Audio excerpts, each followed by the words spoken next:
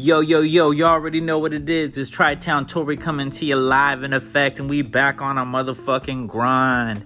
If you've been checking out the Convo segment of the Tory Talk podcast, I really appreciate you.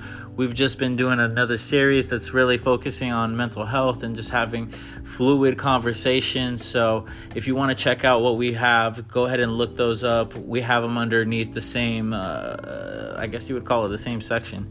But we have one with my homegirl Emerald, and we also have one with my homegirl, who's the other one? Ariel. Shout out to both of them. I try to store a lot of information in my head, so no disrespect if it didn't come immediately to me. But today, we have a very special guest making his third visit to the podcast. Is it third? Yeah, I think so, because you did the... Second time was like a group effort. Yeah, you did the solo podcast, and then you did the group podcast. I was kind of like an out and out. Yeah, you were kind of in a... This is probably your second official solo podcast that you've done with the Tory Talk podcast. So I'd like to introduce my man right here, Marswell, the super producer from Tri-Cities, Washington. How's it going tonight, man? How are you doing today? I'm doing good. I'm doing good. It's Mr. BDE. My bad. Here you go. Okay, Comedian. so it's Mr. BDE in the house tonight. If you know anything about Mars, you know that he's just a big jokester and he just likes to clown around a lot. Because somebody recently told him that he had that SDE. But the only SDE he has is a fucking SD card that he puts in the camera, because we did a photo shoot tonight. But anyways, Marvelous. There's a lot I want to talk to you about, because besides what you have going on with production and the music that you're working on for the artist that you're working on, you also have a very funny and amusing and entertaining takes on the world that we live in. So I might ask you a couple questions about, random shit, but I think it'll make for a good conversation, especially when you listen to it, the whole thing through. So I want to ask you today. Well, before we get started, let's talk Okay. about what project we got going on. Okay. Oh, our project? Yeah, okay. Just a little plug. All right. So we're doing an EP together where he's producing the entire thing, and it's called Mr.NW, and we've already released one single for it called Tri-Town, and there's a second single called Hit My Line, but we're about to drop a music video for the Tri-Town here pretty soon. We actually did a photo shoot tonight that's going to be promotion for that album, or that EP rather. But the thing that is really exciting about your production is that every time that I hear you, there'll be times where I don't hear your beats for months, but every time that I catch up with you and plug back in with you, it seems as if you're like evolving and growing, and like the things that you are putting into these beats, they're getting more complex and more sophisticated. And also what I noticed about your attention to detail when you're making these beats is that you're able to, like I say, you're getting to that master level of where you can throw sounds together and it just sounds melodic and it sounds like it's supposed to be there. I have a lot of questions about your production, but is there anything that you want to talk about specifically when it comes to like the mindset you had when you were creating this collection of beats for this project that we're working on? I think that I am. Hold on one second. I'm sorry. I think my new approach is to try to start with like a tropical melody, drop it a couple notes, and then try to go in a dark direction. I feel like probably 90% of my newer beats are in the minor key. Okay. So, whether it's G or whatever, F sharp, it's intended to be dark. Okay. So, is that because like you just like dark sounding music? I think so. I think I don't know if it's because I like dark, but I don't like happy. It's cheesy. It's cheesy. It's like much. I feel like when I'm doing something in a major key, I feel like I'm doing like a motherfucking jingle for like somebody. A pop record. Yeah. And it's like, it's not my lane, you know what I'm saying? Yeah. And so like that's the wave I'm going with right now, and then what I am stuck with, the drums. I feel like I'm really like stuck to my old drums. Okay. I mean, this is the real like nerd talk, No, I mean, this is good because a lot of the people who are going to listen to this are into music as it is. And if we have some producers listening to this, then what you're saying is probably like music to their ears, no pun intended. Well, I mean, if we have producers listening, it's they're not going to be better than me. No, I'm just joking. We got plug talk over here. Okay, well, I can relate to you in the sense that for some reason dark aesthetics have always spoke to me too. Yeah. I mean, like I've always I've literally always talked about darker subject matter, like whether it's the Children of the Matrix, Children of the Matrix, or Ratchet Wi-Fi Queen. Kingdom. Ratchet we can Queen. even take it back to Ratchet Queen. It's the essential. Is dark. Is that my that's your stand, your Eminem stand. Holy shit, that's mind blowing. Yeah, we got to do part 2. Okay, for me to explain what Ratchet Queen is for the listeners, back in 2013, I think, I was trying to create my version of it's fire. Dance with the Devil. Oh shit, okay. Immortal Technique. I thought of Devil in the Red Dress by Kanye. Oh, that's a hard song. But what I meant is like do you know about the Immortal Technique Not song really. called Dance with the Devil? I've heard of the artist. Okay. It's one of those songs that everybody finds when they're a kid. They're like at middle school because someone's showing somebody because their older brother showed them or whatever.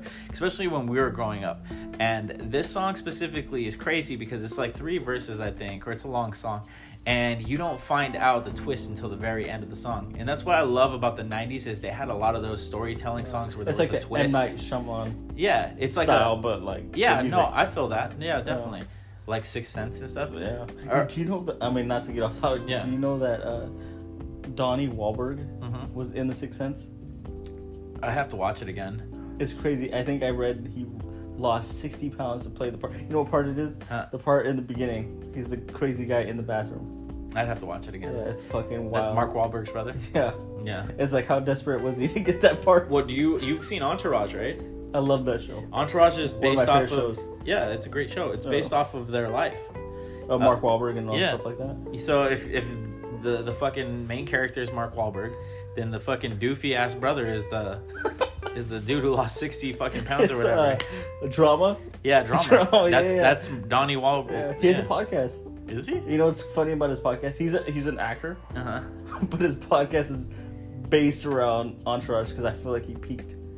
Well, actually, there's a big bag in those big shows. Yeah. Like, look at The Office. No, but I don't think it has to do with Entourage.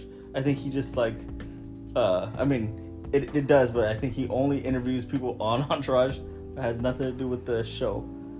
Oh, really? So it's just like these. Oh, because like the guy from The Office, the Kevin guy, he does a podcast where he's talking about The Office. Does he? Yeah. Oh, see. I think they also have one for Scrubs. Yeah. And they dissect the show. The 2 girls, Pam and Angela.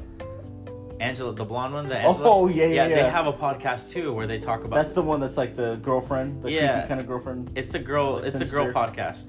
They have a podcast where they dissect it too. Yeah. But I guess what I'm trying to say is in the podcast world, there's like super niche-y kind of lanes. Okay. Like if you're obsessed with something that's like a universe, kind of like Star Wars or Star Trek. Then you can literally create a podcast where you don't ever have to leave the subject matter of that world. Yeah. Would you say that's safe? I think it's like, too safe. For content in general. It's safe. That's like the retirement home of podcasting. I feel it's Phoenix, Arizona. Yeah, it's Florida.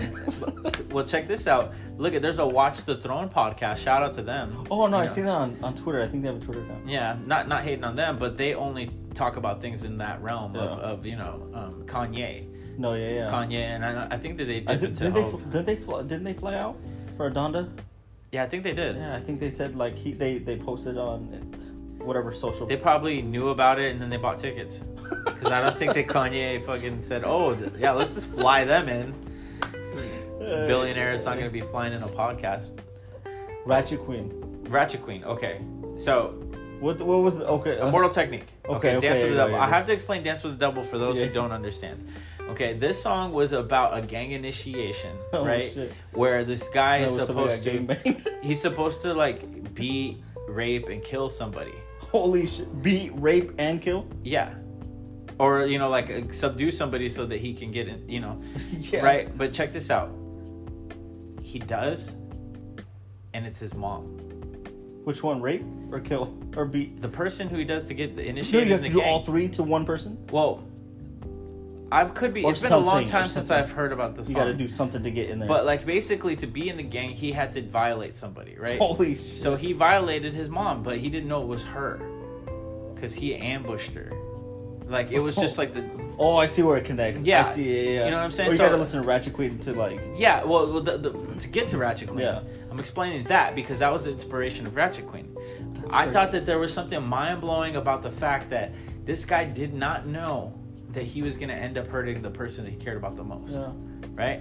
So I flipped it with Ratchet Queen, and what the thing about Ratchet Queen that was really interesting was that I had been in a relationship with, you know, somebody at the time that treated me really badly, and I was just trying to like be a good boyfriend for them, and they didn't even consider me a boyfriend. They kind of just kept me like hanging on. You were like the side dude. Yeah, I was definitely a side dude, Yeah. but like I thought I was the main dude.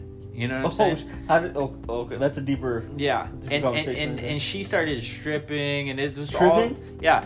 Like it was all Holy subtle, shit. and she was young. She was like 19 years old. So like well, to me that was young because Hold on, time out. Mhm. In your mind, when you were in that situation, Yeah. were you like beat, rape, or kill? Was she your beat, rape, or kill? No, because I don't think about women like that. But Okay. I have to be very specific because, see, guys, Marv is a big jokester, so he's big into dark comedy.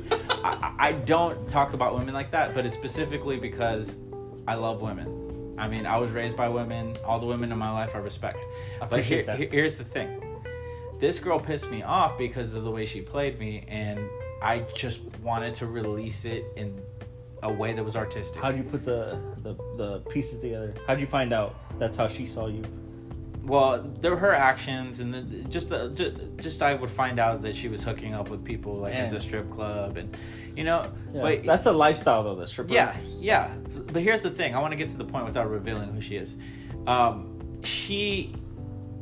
Let me see. What was it? Okay, so I wanted to write the song, right? Ratchet Queen. So I was like, you know what? This girl, like, if I could imagine what she went through in order to make her who she is, I want to tell, like, the whole spectrum of somebody like her. Okay. You know, who has, like, I want to show, like, the human side of them, and I want to kind of show, like, why they end up the way that they do, and I kind of want to show, like, a circumstance in which they follow the devil, and they live to regret it. Right? So when I was writing the Ratchet Queen song, I had the other song in mind, the Dancing with the Devil. Yeah. And what I figured was I'm gonna tell the story about how this girl ended up being so promiscuous and so like much of a man eater at such a young age. And what I started in the home. You know, her mom was very promiscuous, different guys in and out of the home with her daughter right there. You know, seeing the whole thing, and then that girl having to fend for herself and become independent enough to leave that home at such an early age. Yeah. And the only way that she was able to fund herself was by dating a guy who was much older than her, who got her into the strip club so that she could strip illegally because they gave her documentation so that she could pretend that she was older. Yeah, they Hunter Moore her. Right, exactly. That's crazy. Hunter Moore. But what happened was she became really good at what she did. You know, stripping and just taking men for their money, that she started to transform into a person who utilized her circumstances as a weapon as opposed to just, you know, victimhood. Yeah. And what happened in that song is that in the third verse, I make it so like she meets her match, because like she has no problem like playing dudes all the time for money.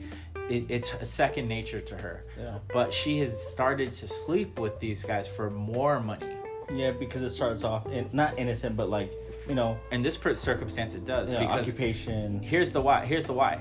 If you are able to fake being old enough to strip in a club, then you're definitely able to turn tricks in a club. Yeah. Or, you know, take customers A little home. extra. Or, you know, Yeah. because the guidelines and the regulations are obviously loose.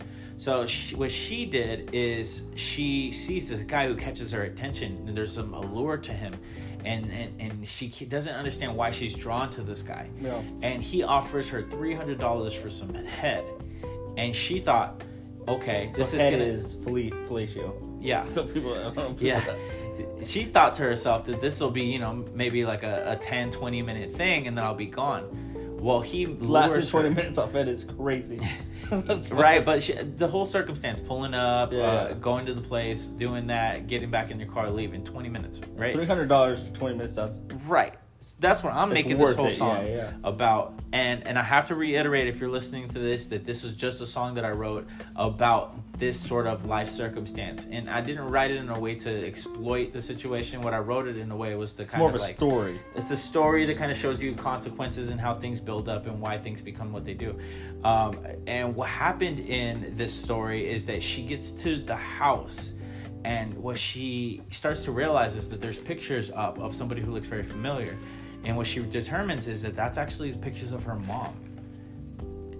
So she's actually she's with her father that she never met because they split, right, when she was too young. But here's the kicker. The father was in love with the mom because he still has her pictures up. Oh, shit. So this guy was taking out... it didn't work between the two of them. He went on and lived his life, obviously, where he makes money enough so where he can go spend $300 on a fucking blowjob, right? But she grew up in another world where she never met who this guy was. So she's in the bedroom, she sees pictures of her mom, but before she even sees that, she has this feeling that this is the place where she's gonna die at. Oh, shit. Right? Well, the reason why she was drawn to the guy is because the guy's actually her father. You know what's crazy? What? Like, this behind the scenes, like, while you were recording this, once you hit that line in the third verse saying, that's her mom. Yeah. We exploded. I remember running from one side of the room to the other side of the room, high-stepping, out of my mind. Because you're like, this nigga's crazy, yeah, right? I did not expect that, you know? I remember Ali Nav, his face. I remember another friend that was in there, and he was just fucking dying. It was... Manny Melito. Yeah. Melita Skeet. He was there. I made up that name right now. The fake Strata? Yeah, he was there. Dude. But that shit was wild. I remember once you hit that line, I lost it. I was hard running. You know, to be able to do that back then, it really said a lot about like where I was at with my writing ability. Yeah. Because I was like, what the fuck is Ratchet Queen? Where's this going?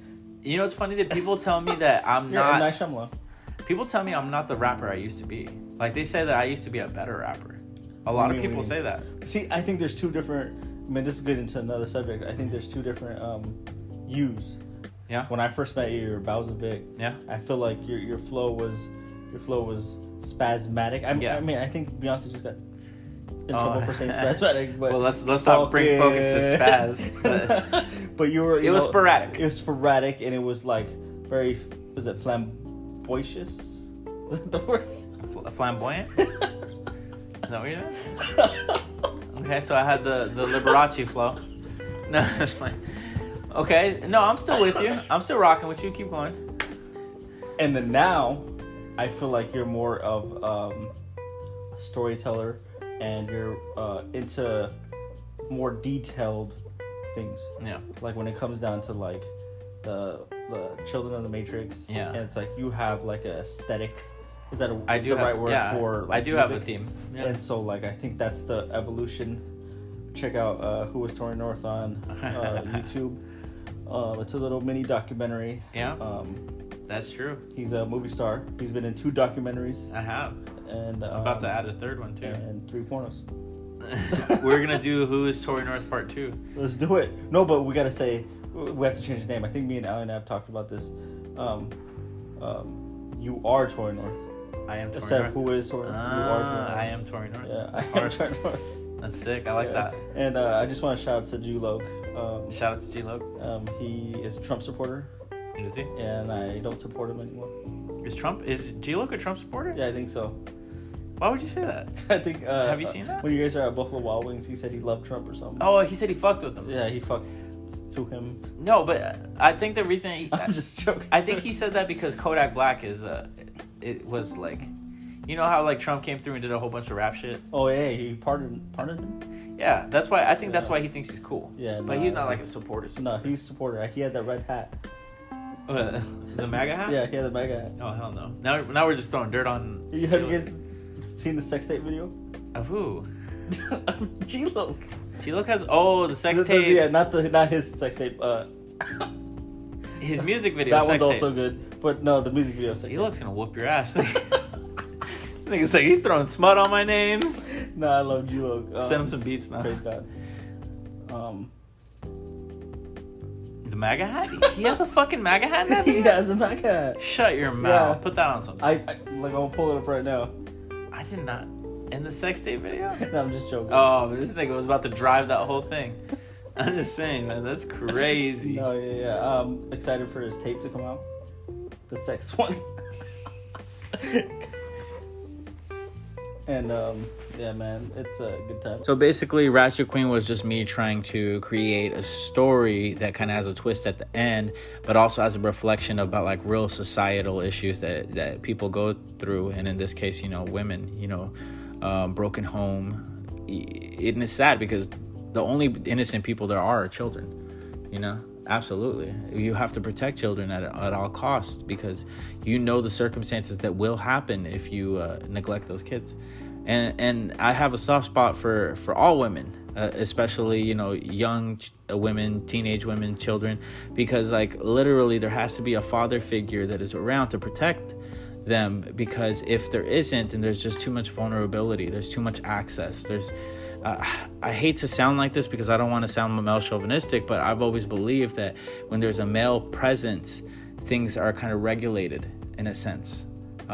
Crime, like, I don't know, like all sorts of shit. Like when a guy's around, people act right. And that people might say that's male chauvinistic, but I don't believe so. I believe that good men, that what they do is they protect and they enforce and they make sure that things go the way that they're supposed to. I know that that's the case with me. And I can't stand up for all men in all circumstances because Lord knows that, we do have our faults. But I think that we're in a current place where the culture war is really trying to demonize men in general. And you can't do that because you know how many times we hear women bashing men and what they're really talking about is boys? Or males, rather. They can't separate the fact that real men are to be respected because they show respect. And they sacrifice, and they are leaders. They put themselves in danger in order to protect everybody else. Like, that's how I feel a real man is. Do you feel like on the internet there's a big culture war right now that's really trying to put the sexes against each other? Maybe all genders. It's just a purge. Like, the internet is just a big, huge purge. Yeah, I mean, if we look at what just happened over the summer or the beginning of the summer, the Johnny Depp Amber Heard thing. Mm-hmm. Like, I know that. I mean, I don't know if they have kids or anything, but it was. Mm-hmm. It's. I think it was like a hot guy summer vibe, where it's like City Boys, the City Boys type of thing, where it's like the men finally got one over the women, right? And it's like I think it's just weird. It's like that's weird. It is. I mean, imagine if they had kids. Well, together. Yeah, that'd make it even worse because of the kids. Yeah. But let me ask you this: didn't you find it peculiar how the people who went the hardest on that girl Amber were women? Yeah. Like, what does that mean? Like, what does that tell you? You know what that tells me? Yeah. That women can't even, to a certain extent, there are traits that women have that they are even sick of. And maybe they don't embody it, but somebody that they know does. So when it manifests like that on a public forum, they don't filter themselves one bit. Yeah. And they let everybody know how they feel. Like, I believe that women who were fans of Johnny Depp were the first ones in line to bash Amber. Yeah. Because a lot of the women who were going so vocal on their platforms, using their voice, are women who would be attracted to Johnny Depp in some sort of circumstance. And I think, this isn't, this is like an age-old saying, is that, like, women love a men in uniform. Okay. And pirates. Oh, wait. Hold on. I understand the uniform thing, but you said and pirates? Yeah. Like, so women love pirates. The pirates walk that plank. This nigga is clowning. No, I don't think women like pirates. I think that there's a certain demographic of women that probably are into guys who look like pirates. That's true, and kind of like Vikings. The Vikings, yeah. I mean, it's the beard, it's everything, but like, It's like it's the beard, it's everything. Deeper to that is like, like let's say they added kids into that situation. Okay. Like how messed up. I don't want to say like messed up, but how affected would the kids be? It'd by be seeing that type traumatizing. of stuff that went on that we heard about during the trial. Like imagine like did she try to stab him? Is that what it was, or something? Or She there was something shitted about a knife. She shitted in his bed. Oh, okay. Let's take that. Like imagine like, she shit in the bed and the kid was in the bed. Ooh.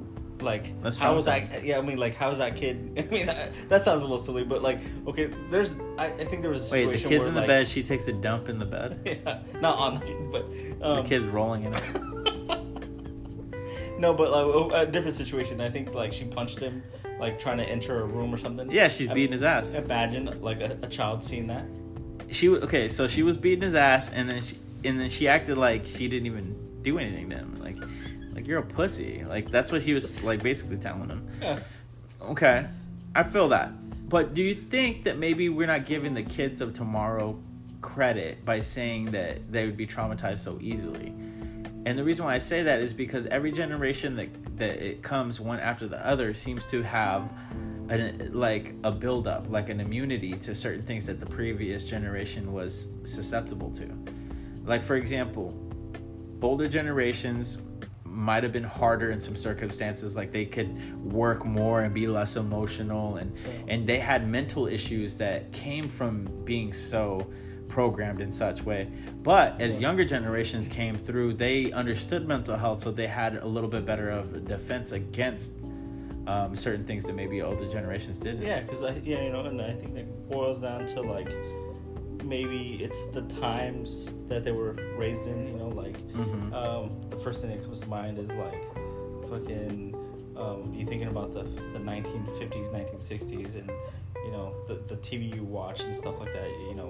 It shows like the man coming home from work, the woman cooking dinner, and then the kid getting in trouble for not doing something, and then like you fast forward and then that same kid has his own kids and he says, what my dad used to do, and when he comes home, went straight to the bar after work, came home after the bar, and then beat my ass because I didn't cut the grass or something like that. And then he's telling that to his little kid, and he's saying how good it is now. And the kid is playing a Nintendo Switch, saying "fuck you, dad," type shit. Like it's just the times, and it's like maybe there's a disconnect. Like negative or positive. It's like you don't you don't react the same because the time is different. It's like what Joe Rogan says, where he says hard times create hard men, and good time, or the weak times create weak men. Yeah. So we're pussies. So basically, like when we're going through war, people have to be less emotional and they have to be more hard. Yeah. And that's a whole society because we're all going through something. And imagine how that's affected society and how we deal with things now. Well, look at the prohibition. Yeah. They literally banned alcohol because of what you were just saying. Yeah. To domestic violence. Dudes were coming home beating their wives, beating their kids, maybe to death. I mean, think about it. When things hit a pandemic level, like an epidemic level, I guess, rather. Yeah. When things hit an epidemic level, what you start to see is laws change. Yeah. Look at the times we're in now and what just happened a couple weeks ago. And, back to the thing real quick. Now, like, we have the example of, our father's father, and that type of stuff. Now imagine our children's children and how, what's the next, evolution of like how things are handled and how people deal with things. Like, what's your child's child gonna be exposed to, and like, I mean, we have flying cars by then, you know. Yeah. You're I don't know, like, is it going to be like the metaverse type of thing? Like, yeah, like, is that going to be like a new like thing to like release your emotions, and you know, like, it's just going to be like they're trying to. I mean, it's not just going to be, but like, imagine it, like what our kids are going to have to deal with, and how they're going to cope with those kind of things. And well, here's what I'm thinking, that it's all a plan in order to get people to kind of give up their their sovereignty, their autonomy, like their freedom, like all independence is given up when you subdue yourself and subscribe to something that's all encompassing, something like virtual reality or augmented reality. What's interesting right now is how there's a split between what the reality of the future is going to be, because you have Facebook. Let's be honest, Facebook's not going anywhere. I mean, it was almost $1 trillion company off of fucking ads or selling data. Right? But the reason why it was almost $1 trillion company is because the people who are investing know the truth. They know the things that the average Facebook user does not know. Because if you knew how manipulative as a company Facebook is, because of how deeply they get into your head. It's a hypnosis. It really is, because like you leave your body, you disassociate when you're on social media. Where you leave your body in a sense mentally, and you enter into Facebook. And Facebook becomes like the easiest way that I can understand it is like mentally, if you were envisioning it, it's like a school where you're walking down the halls. This room right here is a chat room, or this right here is a post, and this is, so it's like, that's why people take Facebook and social media platforms like that so serious, because there is some sort of like authenticity to the feelings that you get. And here's why is it that a like is so important? Validating. It's validation. Right? So what we take to be something that's a bigger emotion, what it actually is on the other end of it is just a reflex. And we're seeing it now. It's like what we were just saying about what our kids are, how they're gonna deal with things that, you know, deal with things and cope with things. Like, imagine, you know, like, that's the next thing. You know, it's like, I didn't get a like, now I'm in therapy. You know, type of shit, you know what I'm saying? Like, as like, first, you know, like, back in the day, oh, my dad used to beat my ass, now I'm in therapy. Like, how do we get a hold on it, you know what I'm saying? Like, well, look at cyberbullying. Exactly. Yeah, that too. You know, like the internet creates what is a microscope, because it takes small things and amplifies them. Like, for example, let's say you're looking at your Instagram stories, and you see so many people that have checked out your story. Naturally, in your head, you start to imagine each and every individual person who checked out your story's personality and what they were thinking when they saw your post. Like, there's so many different things that go on. So you're like, oh, she's checking out my post every day, so that must mean that I'm really entertaining to her. Like, you start to create these artificial realities. She's on Instagram because I'm on Instagram. Exactly, right? Or this is where she can see me at, so she makes sure she doesn't miss me every day. I'm her new TV show. But here's the thing. Her muse. But here's the thing. The reality could just simply be that they check out everybody's story one by one. It's what do you call that? What do you call that word? It's like it's a reflex. A reflex. Right. Like, there's a whole bunch of little red and orange circles, and it's anxiety. I have to click it because I want it to be clear. You know, I've caught myself going through stories where I'm just flicking through them fast to see if there's anything that stops me. And what I don't realize is that I'm being registered on everybody's Instagram story as somebody who's viewing their shit. So, like, there'll be people who will be like, oh, did you see that story that I did? Yada, yada, yada. I'm like, no, I didn't see it. Like, no, you were in my Instagram story. You saw it. I'm like, oh, dude, I just flicked through the shit. You were just a flicker. Just flicking through it. So it kind of shows you the microscope effect, where any little thing, that's why people die off of like beef on Twitter, because what happens is any little disrespect is amplified to such a huge level. That's why I just freestyle on everybody's post. You know, just give them a little light, But that's also why they think like, for example, if you're goofy online or you're silly, they think that that's who you are as a person, to like where they can quantify that as that's all he is. I live my raps. You live your raps. But the reason why I say that is this, okay? The way that you present yourself online is your signature. Exactly. So people look at the way you act online and they're like, that's who they are as a person. And there's a thin line right there, because it's like there's people that like want to pretend to be a certain way, and then there's trolls, and then there's trolls, and there's just like a what do you call that? Not a stigma, like just you try to like be somebody,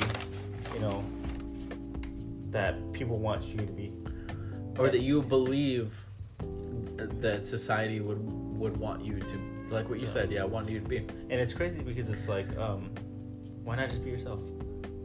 The Harders had a song called "Be Yourself."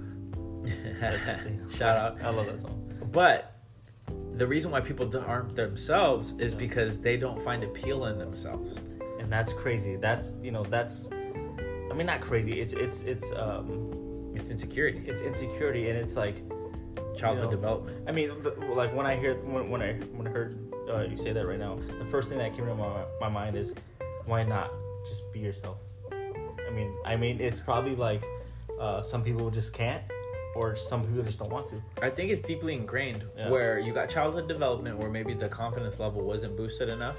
Like maybe they didn't get enough affection from one or two parents, right? Yeah. There's the deeply rooted thing, but then there's also the societal thing that you kind of understand as soon as you start to go to school and be around other people. Yeah. You feel like you'll be ostracized from the group, or outcasted, so to speak. So you got to put on. If you are too different. Yeah. Right? You got to fit in some type of way. Because find your place. And this has deep roots to our ancestry. Because if you look at tribalism, being different 500, 600, 700 years ago was the difference between life and death. Have you done a 23andMe? I did. My breakdown is I'm 50% Native American. Fire. That's like because, Mexicans are considered Native American. Yeah. And then I am 1/4 Portuguese and Spaniard. Yeah. Right, and that's probably I like that. That's probably why I get have such a. You got a Tony Montana vibe. Yeah, I got that kind of thing going on, and then it's probably Al Pacino eyes, man.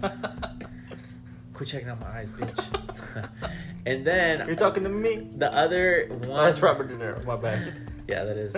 The other quarter is actually a split piece or a split dynamic of. Here, get this. I have a sliver of Nigerian in me.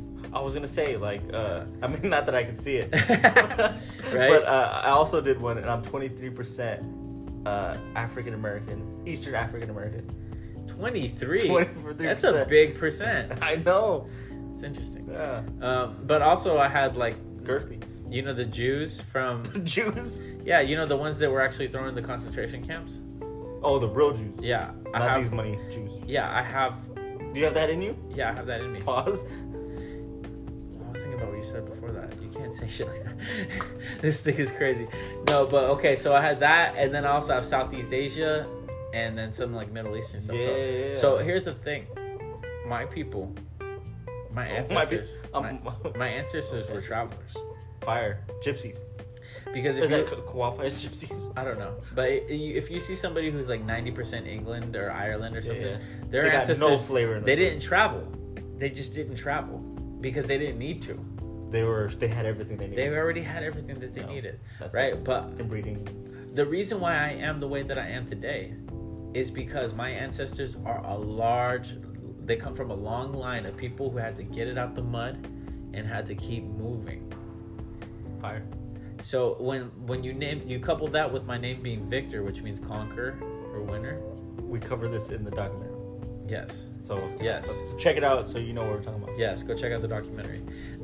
I think that you can see why I am the way that I am today because it's a whole index. It's a whole glossary index of ancestry to get to where you're at. Yeah. And that goes back to what we were saying about the different generations and how they dealt with stuff and stuff like that. And it's crazy that carries on. Just even if it's diluted, but it still carries on. Mm-hmm. You know what I'm saying? Because I'm pretty sure you have stories about your upbringing and your pops and your moms, the way they were or they are, and then you see it in yourself, your children. Yeah. And then even if it's a negative or positive, it's what to do because because of them, or what not to do because of them. Yeah, I mean, I'm the same way. There's positive and there's negatives to it, but a big thing about me is that I learned from my dad all the things that I needed to get places in life. Okay, but I learned everything from my mom on how to maintain things in life. But that's a silly question. Yeah. I know this is a serious moment right now. But do you think it's too much when a gentleman calls his dad daddy?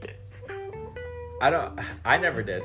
Yeah. I mean, I didn't even hug my dad until like I was already like 8 or 9 years old or something. Why not? Because he just didn't hug. He wasn't an affectionate person. See, okay, so like that's deep. But did you learn from your dad? So now that with your child, you give her hugs. Yeah, because I naturally know what my kid needs because of what I didn't have. And that's the impact right there. That's like a mind of what is I think Charlemagne always says you learn. I mean, I don't know where he got this from, but books. You learn. He's a reader. You learn. A wise man learns the mistake from the mistake. But from the mistake of others. Or some shit like that. Here's Jay-Z said this on the Watch the Throne. He said the sins of a father make the life of a son twice harder. That's fire. What it basically means is that because your dad is so off of the path that he needs to be on, as far as morality and like appropriation, like just being appropriate in front of people and how to be civil in front of people, right? It's going to take you a lot longer for you to figure it out because you were watching him the entire time. Yeah. So you start to believe that the only way for you to move through life is through his shoes. Yeah. And him knowing right and wrong, but all the child sees is the decisions, and he interprets that as right. Everything he did was right because he made those decisions. Yeah.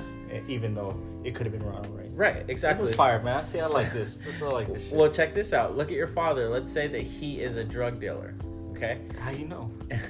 And that he makes money fast, so like little things, he doesn't really value little things the way that you do. Yeah, like right? $100 to them is probably $1. Right. So he doesn't understand why things are so hard for you when they were easy for him. Yeah. Right?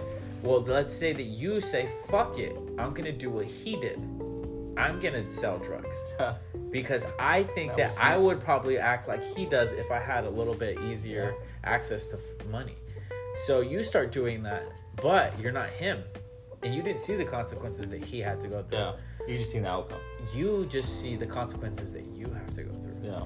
Because a lot of people who start selling drugs because their parents sell drugs, they're not as good as their parents. And the reason being is because their parents came through in a different time. Yeah. It was a lot easier to get away with things. No internet. Yeah, social media. I mean, this is the time when serial killers were running around. Because, you know what? I mean, this is off topic, but I wish, like, if I had a superpower, I would want to do time travel to see those kind of things. Not like to say Ted Bundy and shit. Yeah, I wouldn't want to be like in the room with them while he's eating them out. Eating them. No, that was Jeffrey Dahmer, wasn't it? Well, yeah, Jeffrey Dahmer ate people. But I would want to be there to see see the news of it happening. You know what I'm saying? Oh, okay. Like I want to be there. You know, like same thing with Jesus. Well, you know that I was at a house party once where where there were some people who had old newspapers from like the 50s, 40s. Like they had the World War II, or whatever it was in the newspapers, and the actual articles for serious things that happened that we only see in history books. And that's crazy because they were probably living through. Isn't that crazy? I feel like, I mean, that might just be like some history nerd shit, but like I would want to see like the Egyptians or whoever was making the pyramid just to witness it. Okay. You know what I'm saying? That kind of shit. And no, sure. But back to what you were saying, I feel like what we're on the edge of, to like tie it into hip hop, is that Kendrick Lamar song. Which one? The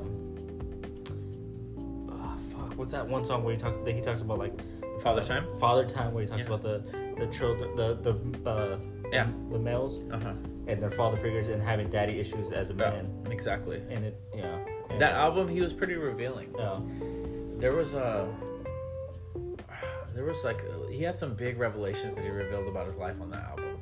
I feel like maybe at the end of the album there was like a big one. Yeah, there was the my auntie is a man now. Yeah. Okay. There was the cheating one.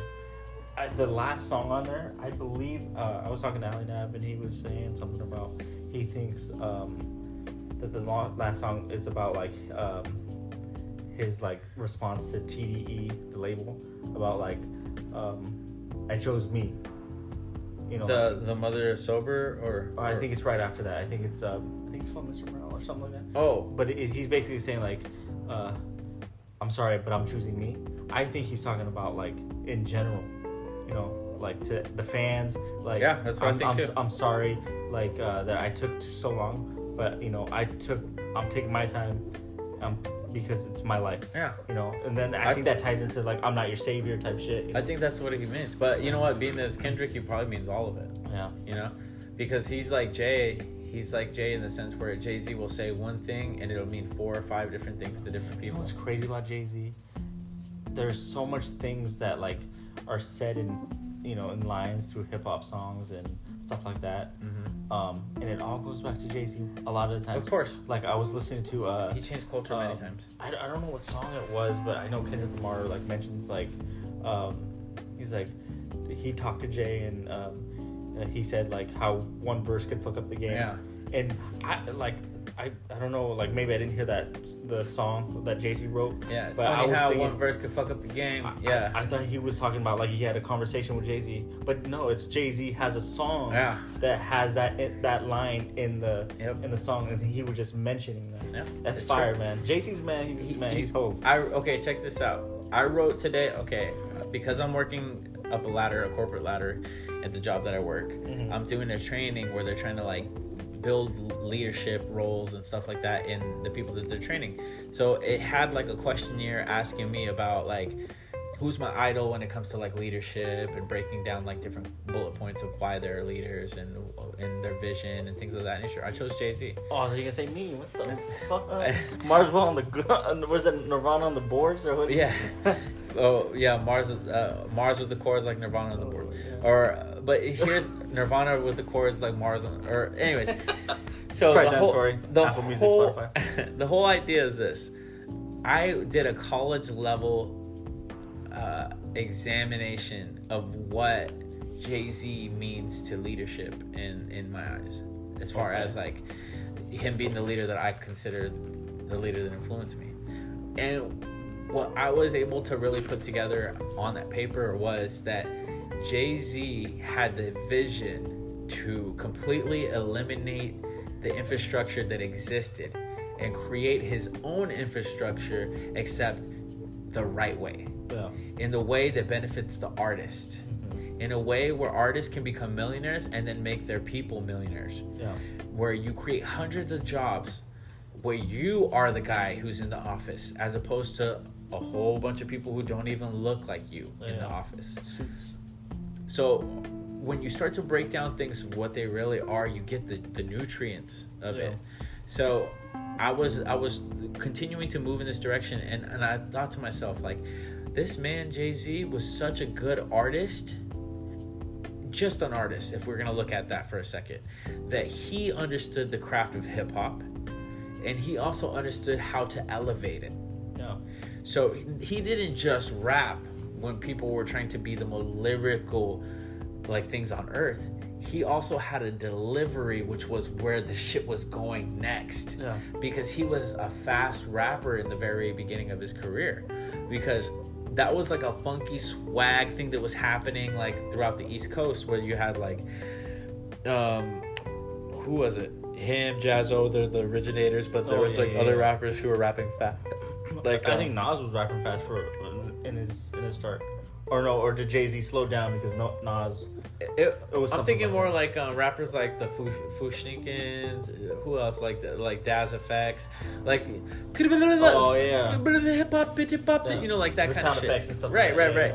So he was getting ready for the South to become the biggest thing, and he saw it coming. Yeah. Like, I mean, he knew of Master P and all these guys. He's so much so that they even structured their record deals similar to Master P. Master P had the original 80-20 deal, where he got 80% and then the label got 20. Or the distribution deal got 20. So everybody was kind of watching the South rise. And Jay knew that the only way that he would be effective if the South was to rise was if he incorporated them into what he was doing. Yeah. And that he accommodated stylistically to what they were doing. Is that where you get the Big Pimpin'? Yes, that's where you get Big Pimpin'. That's where you get the Ha remix. Okay. You know what I'm saying? With Juvenile. But not only that, he created a blueprint. When he said the blueprint, he was being serious. Yeah. Because Drake took his blueprint. Yeah. Jay was the first guy to break new artists with a hit song, and then he took over the fucking song. He was the first guy to have 2 verses on other people's songs. Oh shit. You know, like he was the first guy to rap over South beats with a more New York style. Like, he did so many things that other guys later on continued to try to emulate like it was their own. So, like, just from the artist standpoint, Jay was never just one thing. He was everything. That's the reason why he could rap on songs with Rihanna. That's the reason why he could rap on songs with, like, who was the fucking DJ from India? The fucking... Mike Callender. No, do you remember the Beware of the Boys? Dahi, right? Yeah, it was like some sort of... He's able to do things internationally. He was Drake before Drake. He was the blueprint for Drake. The reason why Drake is so successful is because his father in the game was Jay-Z. No. He watched him and saw exactly what he was doing. So that's one aspect. That's how I feel about, like, these producers in Tri-Cities. I'm like the father. The Holy and the Spirit. You know what I'm saying? Not to toot my own horn. Hey, you might be. You might be. No, I'm not. I'm not the best, but I'm the most handsome. For sure. This nigga just ruined the whole fucking... Well, when I'm talking about Jay-Z, I just can't stop thinking about Jay-Z. Man, come on. Pause.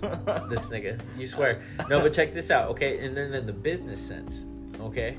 Next level. He understood how to get into those rooms. It's like, you can put Jay-Z against anybody, and Jay-Z's always going to come out on top because, like, you don't hear bad things about Jay-Z. On my bottom. This thing is wild. No, but like you know, you put like Jay-Z against Diddy. You hear stories about Diddy about like fucking artists, not like that, but you know what I mean, like in the contractual, you know, type shit. But you don't hear that about Jay-Z. Yeah, you know, it's like because he's not interested in your money. Exactly, and Jay-Z's interested in the product, and he's interested in he's in the culture, moving the culture forward. That's all he cares about. You know, and then that's like he's the ultimate guy, you know, business wise, even, you know, like you're saying, artistically, like even though like he gets knocked on, like, you know, like not they don't understand him. Yeah, but it's like he has the best lyrics, and you know, I wasn't a fan of his flow early on, but I just didn't get it. Like, you go back to those, you know, I was listening to Reasonable Doubt. The wordplay is amazing. So check this out. The wordplay is crazy. I love it. It's ahead of its time. This is the safest way I can say this, okay? Me.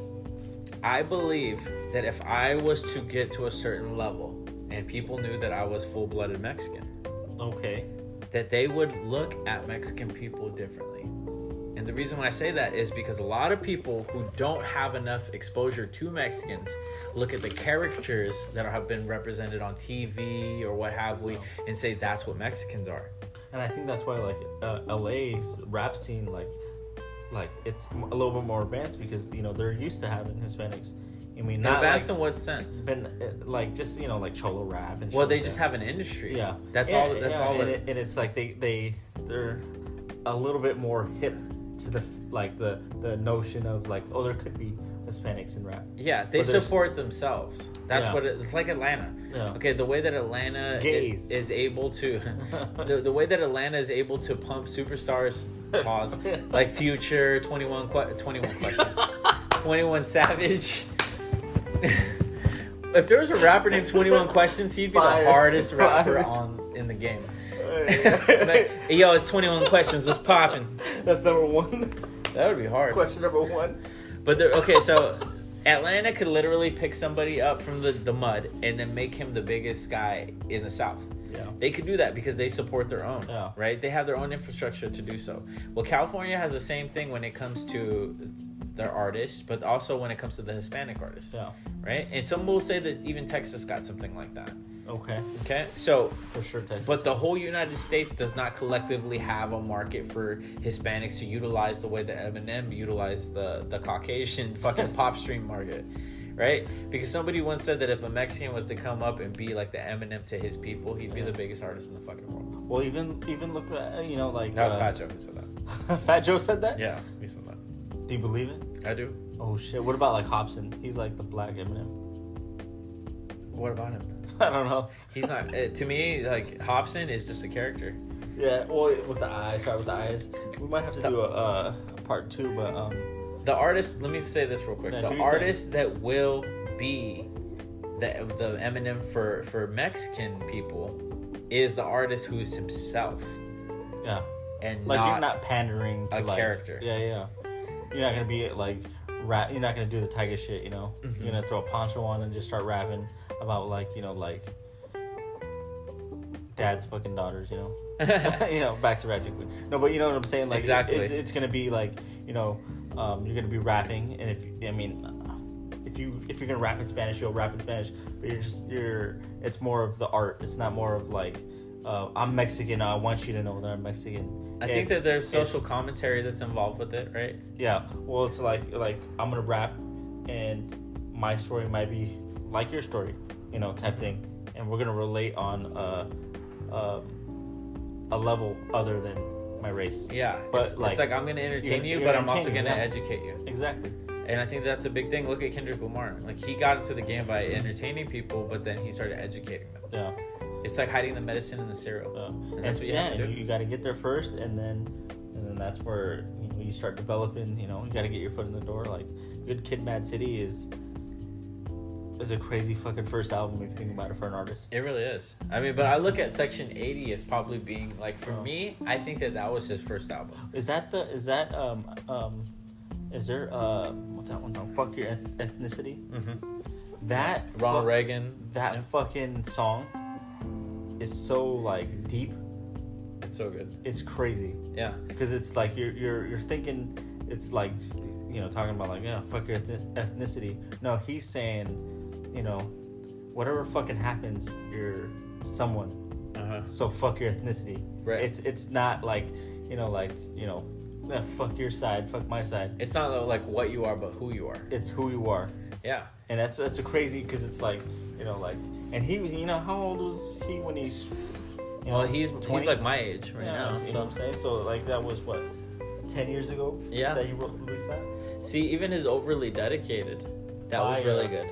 Really good. See, I think that he was aiming for the women with Overly Dedicated. Yeah. Because if you listen, there's a lot of female harmonics on the album. And there's this Bliss's on, you know, on where are you going? You know what I'm saying? And then Makeup, you know, where he's talking about... Hey, so what's the... When, right before the song ends, it says, he gave me and it bleeps. And then it says, to be continued or some shit. For that Makeup song? Yeah. I think it's he about gave me a... I thought he said say black eye or some shit. Yeah, it's a domestic violence song. Yeah. So he's talking about makeup. He's talking about how a woman's so beautiful that she doesn't need to wear makeup. Yeah. But she's saying that she's wearing makeup because she got beat up. Yeah, so that's the kind of... Yeah. That's where I'm trying to be. That's that kind of shit. Yeah. You know, where you're just like... I'm just joking, bro. I'm sorry. Where you're just like... levels above the thinking plane of most people. Yeah. That you can stack. But you gotta meet them there with like the most simple way you can to get them there, and once they're there, that's when you put the smarts on them. Well, check this out. You have to do it like a reverse engineer style. Exactly, yeah. Because if you think about it, the best ideas are started from the end and worked outwards. Yeah. So like if we did a music video and you wanted it to really hit, it's like, it doesn't start when you put the camera out. It starts when I'm writing it. Yeah. And that's why they do storyboards and shit like that. Because if I was to think of a video like, okay, I need to do a song where I can be in a video where I'm being like beat up, thrown in the trunk, left on the highway. right? Yeah. How would I go about doing that? Well, you start to write the song. Yeah. Okay, so if we're going to do a song, point? we're going to talk about betrayal. Oh, okay? Shit, okay. Boom. So I write a song about betrayal, so now that I could have me being thrown into a fucking trunk. Oh, shit. Right? The song he's describing isn't written yet, but it's going to be on the new EP. Yes, and then you can add twists wherever you want, and that's how you do it. Whenever you want to create a master level item, you start from the end and work your way to the beginning. Exactly, because it's like you know where you're gonna end up. So how do you get there? If you know the feeling of the ending, and you know what it's gonna do to people, then the only thing that matters is making sure that everything else makes sense to get to that point. And that's why I wanted time travel. When I used to write scripts for movies and stuff. Oh shit, okay. Yeah, I would write scripts and I would write books and short films and stuff. And the best way that I could ever write something was I had to have the idea first. Like, I had this story about a stranger, the perfect stranger who wanted to help you, who met you, was charismatic, wanted to help you, and you took a liking to them. You allowed them to be in your life. And you didn't realize that this person was trying to manipulate you because they were telling you that they were psychic and that they knew things were going to happen to you. So you start to see that there's truth to what they're saying, and then one by one, all the things that they're saying is coming and happening one by one. Well, I wrote this story to end up with that person actually being the one who's committing all these things that are happening to you. It's like a crime thriller. Yeah, it's like a suspense thriller. Because he's literally the reason why you had to go save your kid from being, like, kidnapped at a park. Or, like, all these things. Because he's putting these plays into motion. But he's acting like he's your savior. Yeah. See, I wrote, like, stories like that as scripts for movies and books and stuff like that. But it's because I started with an idea that was essentially the gem at the end. Yeah. And then I wrote everything else in a reverse engineer kind of way. So that's a little piece of free game, people want to actually do that. It's dope because it's like, I prefer that kind of stuff over just the simple stuff where it's like, everybody, nobody minds having songs or like movies that just play in the background. Yeah. That don't have substance, you're not missing anything. Vibes. But like, there's people that want like the deeper shit. Yeah, and so that's what, where I fall in. That's where you fall in. Yes, sir. Before we go any further, man, I just want to say we've been recording for an hour. Every time we start talking, man, I think that we could have conversations for hours and hours and hours, but I don't want to give them too much on this first one because I think that they're going to have to digest what we were talking about. Yeah. And I definitely suggest that you listen to it a couple times so that you can understand all the points that we were trying to make. And please, please, please do not take us serious at the wrong moments and then take us as being silly at the right moments, because what I want people to do is understand that we speak in an open forum where everything is supposed to be just like fun. So like, I'm not an expert at anything except for hip hop. And so is my partner. We literally aren't scientists. We're not like, scholars of any sort. So if you try to debate us about something, the joke's on you. The joke's on you, because literally I'll tell you you're right and I'll move on with my fucking life. Like, I'm not going to argue with anybody. You got it, bro. You got this shit, bro. I'm good. But I want to, if you like the brand of content that we're bringing, we're going to bring you another episode very soon. I just wanted to kind of bring my guy back into the podcast realm because he has a lot of interesting takes and he's very silly, very funny. So we're going to be signing off here. I want to leave the floor with him as the any kind of final thoughts, any kind of shout outs, anything that you want to do to kind of wrap this up before we give it a go. Yeah, I think, I'll be back. We'll chop this up to part 1. I think part 2, I would like to talk about like just the creative stuff we do behind the scenes to get the product that you guys see. And watch your Netflixes. And with that being said, man, this is Tri-Town Tory signing off with Captain Mars, aka Marswell, and it's been a great one. We'll talk to you later. Thanks.